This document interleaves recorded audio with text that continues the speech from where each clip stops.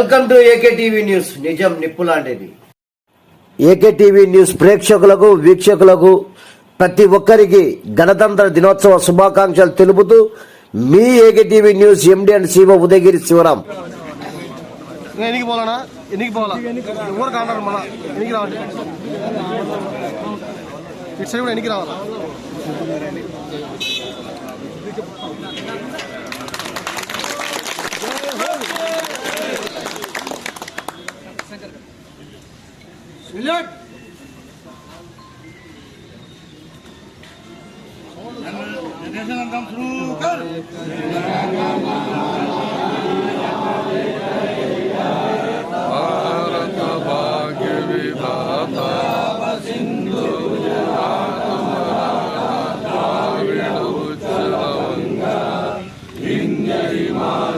यमुना गंगा उच्चल जलधितरंगा तव शुभ नामे गाहे तव सुभाषिष माहे गाहे तव जय गाथा जन गण मंगलदायक जय हे भारत भाग्य विधाता जय हे जय हे जय हे जय जय जय जय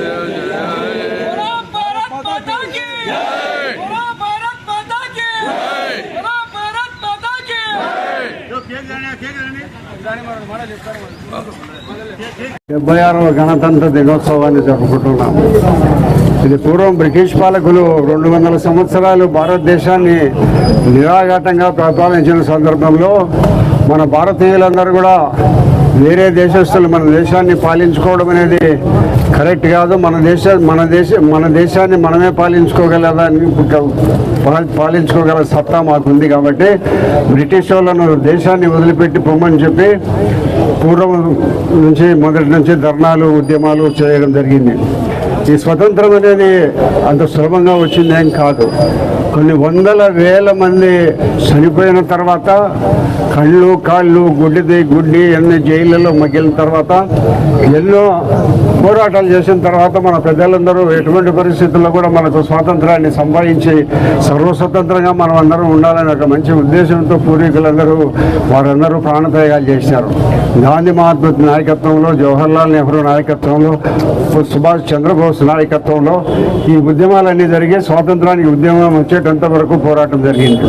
ఆ ఉద్యమంలో చివరిగా గాంధీ గారి ఉద్యమాన్ని పూర్తి స్థాయిలో భారతదేశ ప్రజలందరినీ సమాయత్తం చేసి దేశ ప్రజలందరూ తిరుగుబాటు చేసిన సందర్భంగా ఎక్కడ కూడా మనం ఇప్పుడు పరిస్థితుల్లో ఈ దేశాన్ని మనం నిలబెట్టుకోలేమనే ఒక ఆలోచన వచ్చిన తర్వాతనే బ్రిటిష్ వాళ్ళు మనకు స్వాతంత్రం ఇచ్చిపోయినారు. ఊరికే స్వాతంత్రం ఇలా ఎంతోమంది త్యాగదనులు ఉరికమ్మాలు ఎక్కినారు. ఆ ఉరికమ్మాలు ఎక్కిన సందర్భంగా భగత్ సింగ్ కాల్ని ఉరి వేస్తూ ఉంటే జై భారత్ మాతా కానీ జై వచ్చాడు. అట్లా చాలామంది వందల వేల మంది చనిపోయిన తర్వాత స్వాతంత్రం వచ్చింది. స్వాతంత్రాన్ని మన పూర్వీకులు ఆశించి భారతదేశం స్వాతంత్రంలో ఎంతో దేశం ముందుకు అడుగుతుంది. ప్రపంచ దేశాలలో అన్ని దేశాలతో పాటు సమానంగా అన్నిటికంటే ఉన్నతంగా మన దేశం ఉంటుందని అందరూ ఆశించి స్వాతంత్రం కోసం పోరాడడం జరిగింది.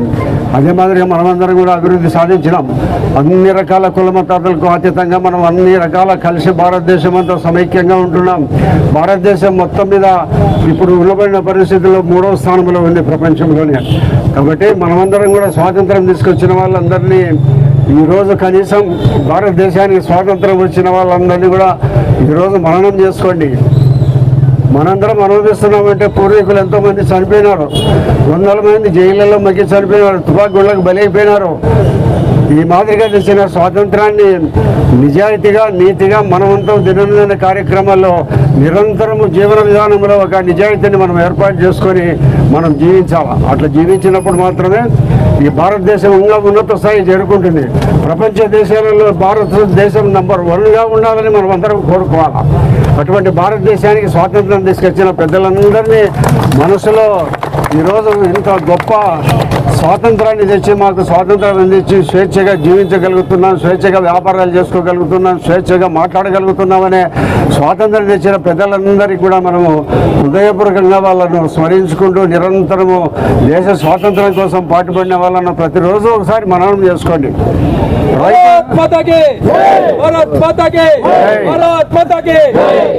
ఈరోజు ఇక్కడ సైనికులు కూడా మిలిటరీలో ఉండి కొంతకాలం పనిచేసిన తర్వాత రిటైర్మెంట్ తీసుకొని వచ్చిన వాళ్ళందరూ కూడా ఎక్కువగా వచ్చినారు. వీరందరూ కూడా కొన్ని మన వాళ్ళ ఏం కావాలని బాలవీరారెడ్డి గారు అందరూ వచ్చి ఒక సైనిక స్థూపం ఏర్పాటు కావాలని అడిగినారు. దాన్ని కలెక్టర్ గారికి ఇవ్వడం కూడా జరిగింది. సైనిక స్థూపం త్వరలోనే స్థలం ఏర్పాటు చేసి వాళ్ళకి చెప్పి సైనిక స్థూపాన్ని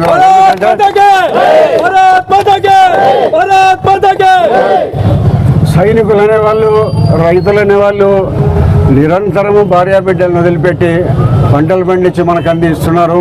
మరి సైనికుడు దేశాన్ని సరిహద్దుల్లో కాపలా కాస్తుంటే మనమందరము సుఖంగా ఉన్నాం.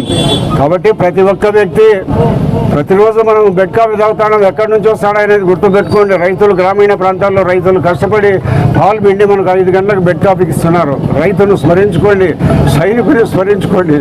ఈ దేశానికి స్వాతంత్రం తెచ్చిన పెద్దలందరూ కూడా చాలా మంది తుపాకీ గుళ్ళకు గురైపోయిన వాళ్ళందరినీ స్మరించుకోండి. ఇంత సర్వస్వతంత్రమైన దేశం ప్రపంచంలో ఎక్కడా లేదు, ఒక్క భారతే. భారతదేశమే